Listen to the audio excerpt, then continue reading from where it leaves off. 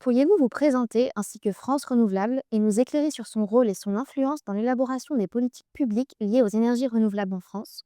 Je m'appelle donc Mathias Van Den Bulck, je suis délégué général adjoint de France Renouvelable. France Renouvelable, qu'est-ce que c'est? C'est l'association professionnelle du secteur des énergies renouvelables électriques en France.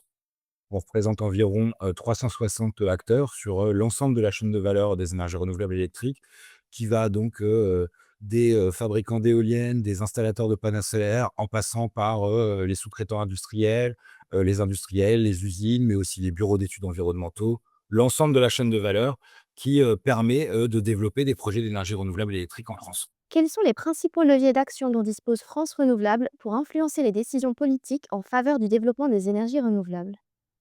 Le rôle de France Renouvelable, c'est très simple, c'est de formuler sur la base de son expertise technique des propositions qui permettent de faire évoluer, d'encadrer, d'améliorer les politiques publiques en France sur les questions de développement des énergies renouvelables. Donc ça veut dire quoi? Ça veut dire qu'on produit à la fois de l'expertise, on a un ensemble d'ingénieurs qui travaillent avec nous, on a aussi tout un travail sur la traduction de cette expertise en propositions, qu'elles soient législatives, réglementaires, ou à destination du régulateur, par exemple, comme la commission de régulation de l'énergie, qui permettent de travailler, j'allais dire, l'environnement réglementaire et économique qui régit en France les politiques publiques sur les énergies renouvelables électriques. Ça va donc de l'éolien en passant par le photovoltaïque, mais aussi sur les questions de stockage en batterie sur le système électrique et de flexibilité. Quelles sont les contraintes majeures d'ordre politique ou administratif que rencontre actuellement France Renouvelable dans le déploiement de ces projets?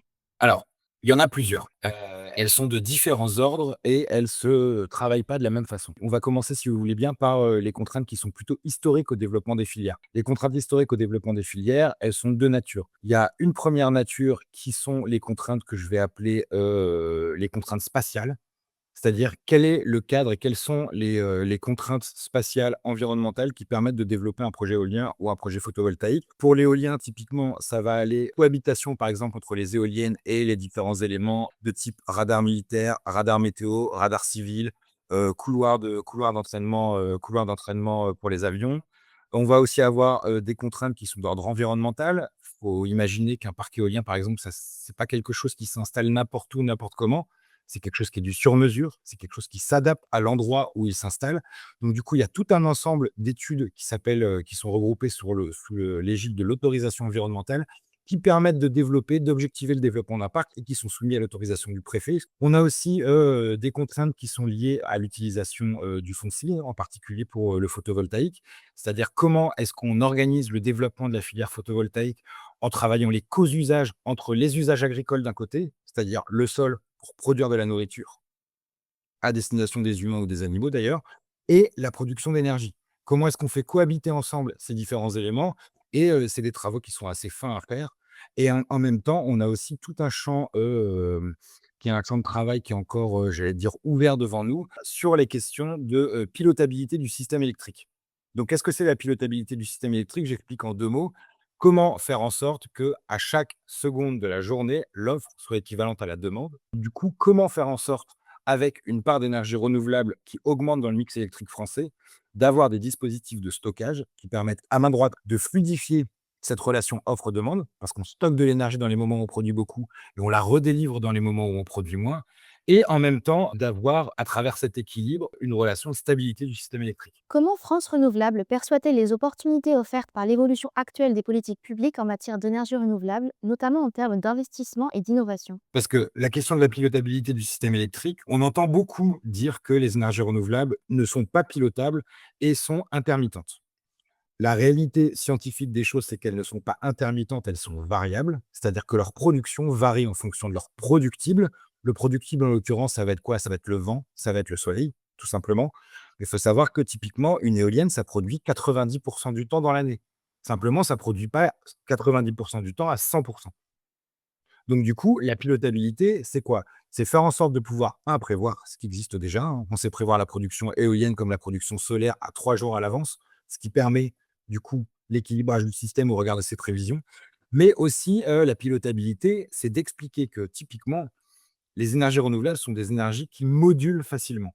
Qu'est-ce que ça veut dire moduler? Ça veut dire avoir la capacité de faire varier sa production. Les énergies renouvelables modulent très bien, notamment à la baisse. Faire baisser ou même arrêter un parc solaire ou un parc, éolien, ça prend, allez, 4 secondes pour un parc photovoltaïque et peut-être de l'ordre d'une minute pour un parc éolien. C'est très rapide.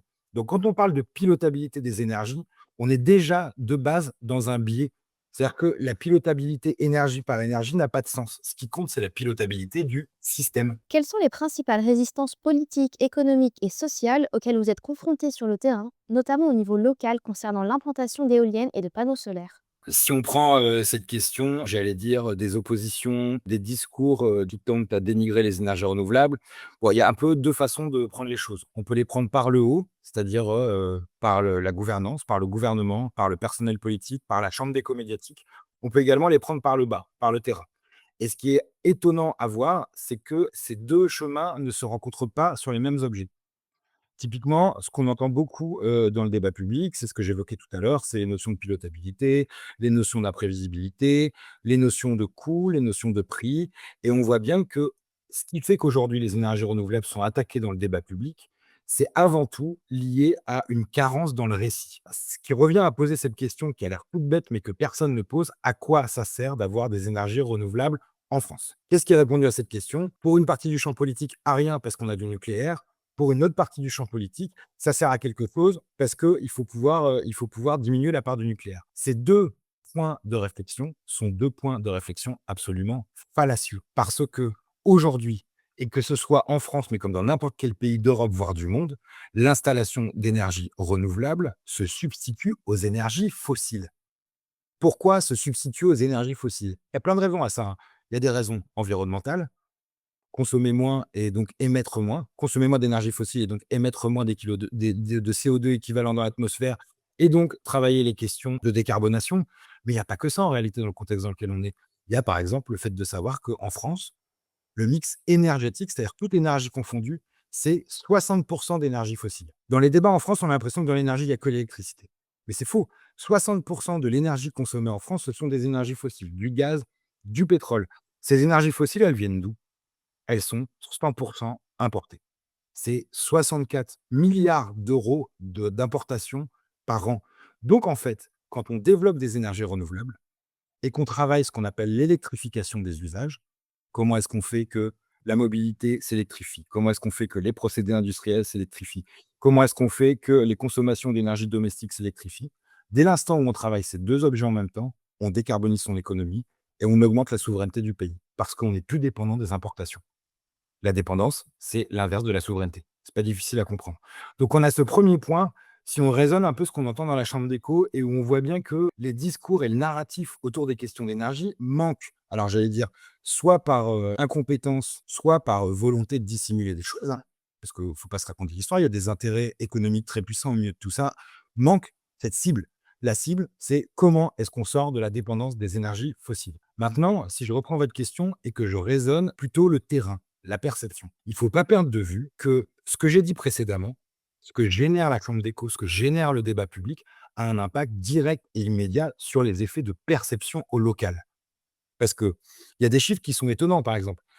Nous, on a fait, à travers les années, plusieurs enquêtes d'opinion, qu'elles soient, à des échelles nationales avec des panels nationaux ou alors avec des panels resserrés. Ce qu'on a pu observer, typiquement, hein, et c'est assez contre-intuitif, dans des endroits où il y avait des parcs éoliens déjà installés, le nombre de personnes, le pourcentage de personnes qui avaient une opinion favorable était plus grand, plus important que sur le total France.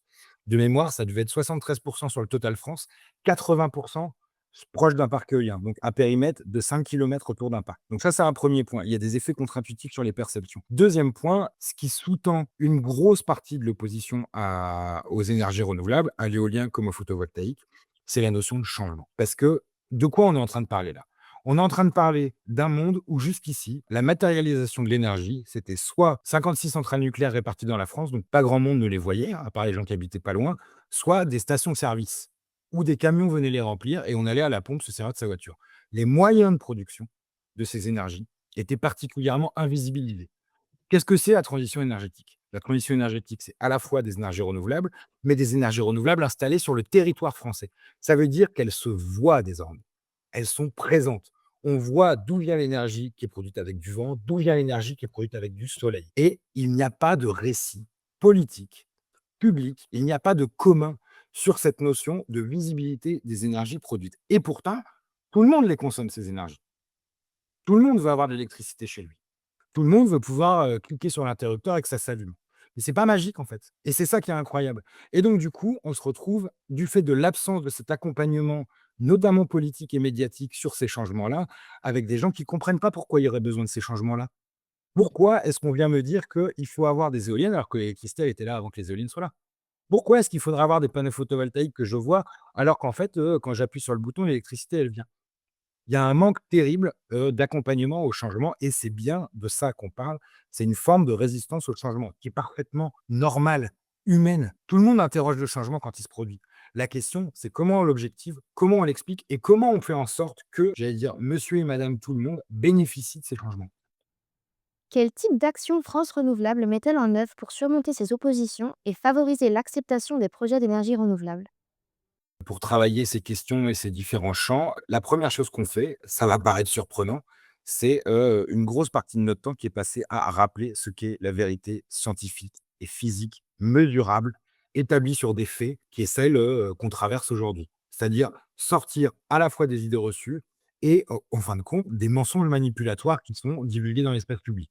C'est une grosse partie du travail. Je ne vous cache pas que passer son temps à réexpliquer, ce que c'est que, la variabilité et pas l'intermittence, passer son temps à expliquer que les énergies renouvelables ne sont pas en contradiction avec le nucléaire, mais, servent à remplacer du fossile.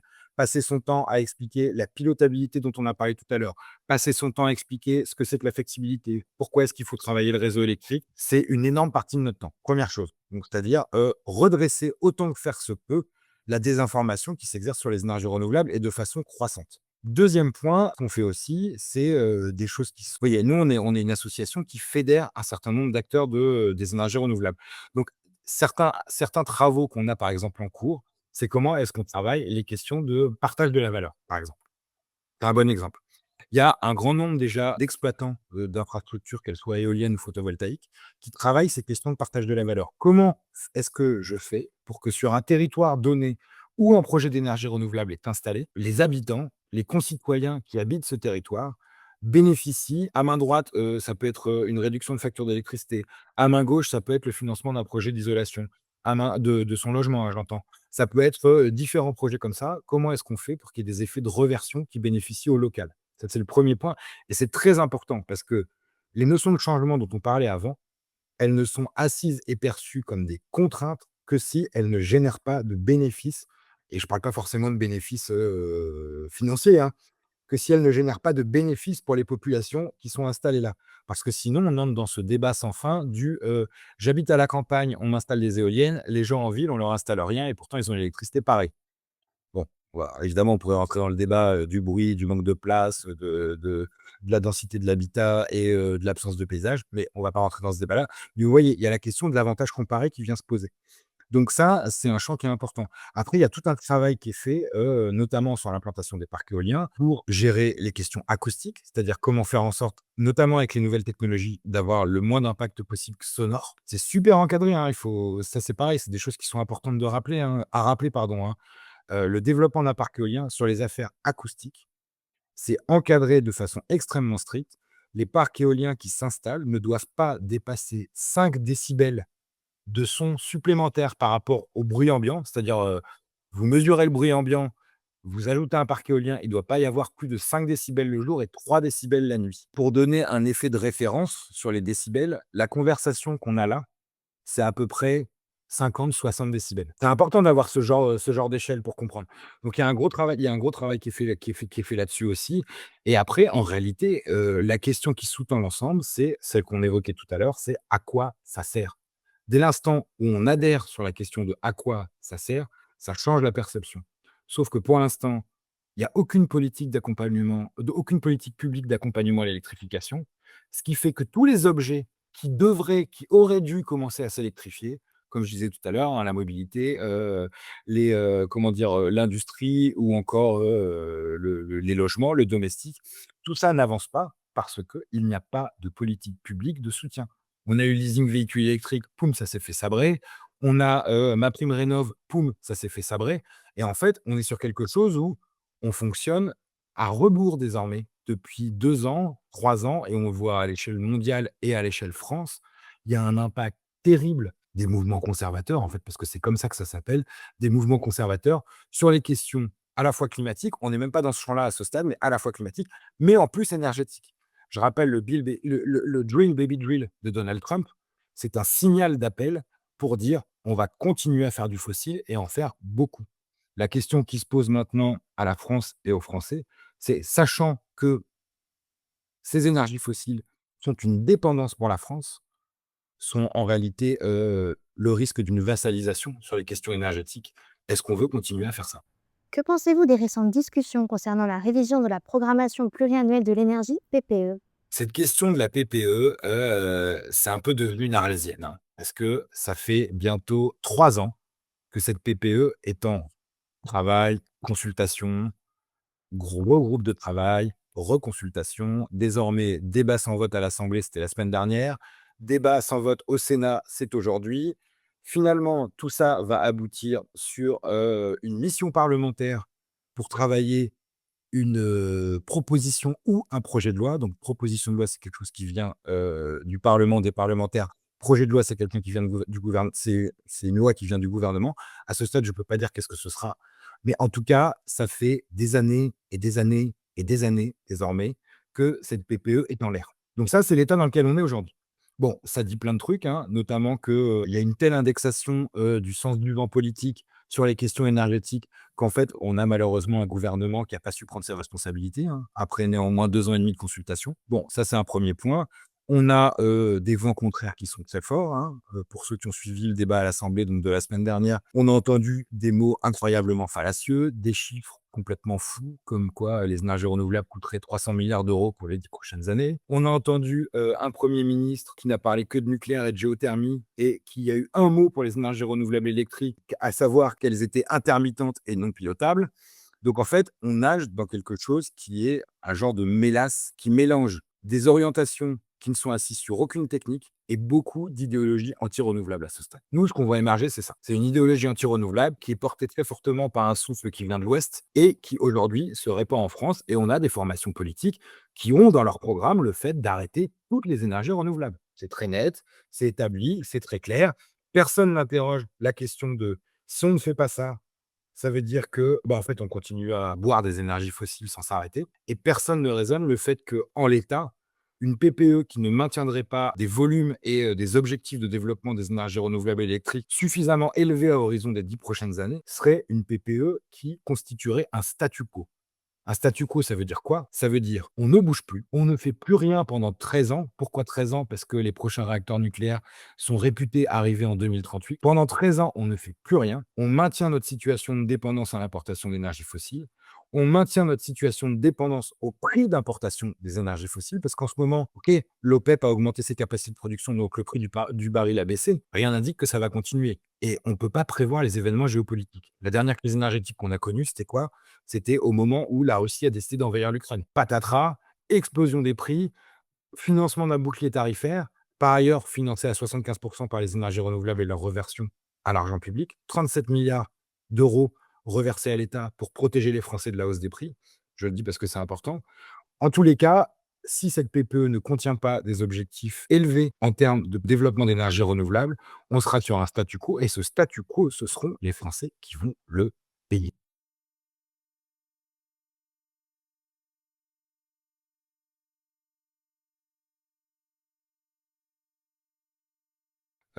Nous, ce qu'on peut dire, c'est 2 choses. La première chose, c'est que le projet de PPE tel qu'il a été délibéré et sur lequel il a abouti après, ces 2 ans et demi de délibération, nous paraissait cohérent avec la réalité. C'est-à-dire qu'on avait, des capacités de développement annuelles qui nous paraissaient, un, suffisantes pour augmenter les capacités de production françaises d'électricité, 2, suffisantes pour continuer à faire évoluer les filières et déjà, c'était pas mal. 3, je vais pas parler de l'éolien en mer, mais l'éolien en mer qui est régi par le pacte éolien en mer, hein, qui prévoit, donc notamment à travers l'AO pardon, c'est l'appel d'offres numéro 10, qui prévoit un raisonnement par façade maritime et le développement de 9,2 gigawatts de projets éoliens en mer, d'ici à 2040. Donc du coup, ces choses-là sont des éléments structurants où quand on se met à raisonner, le mix électrique français et même le mix énergétique français à horizon 10, 15, 20 ans. Donc la question qui se pose à nous maintenant, c'est un, est-ce que ces objectifs vont être remis en cause?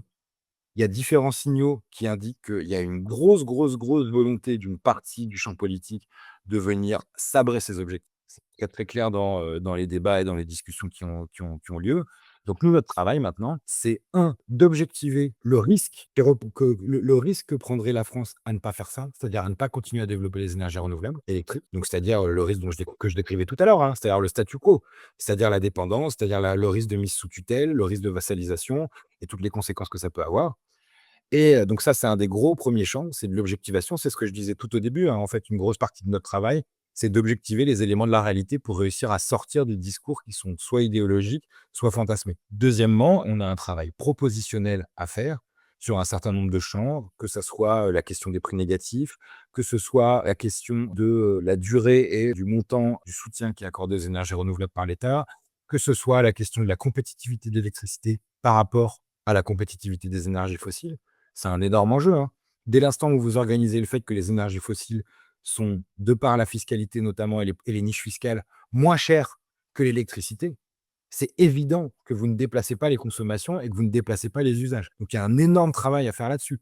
Comment aligner les objectifs de la France en termes d'électrification et sa fiscalité?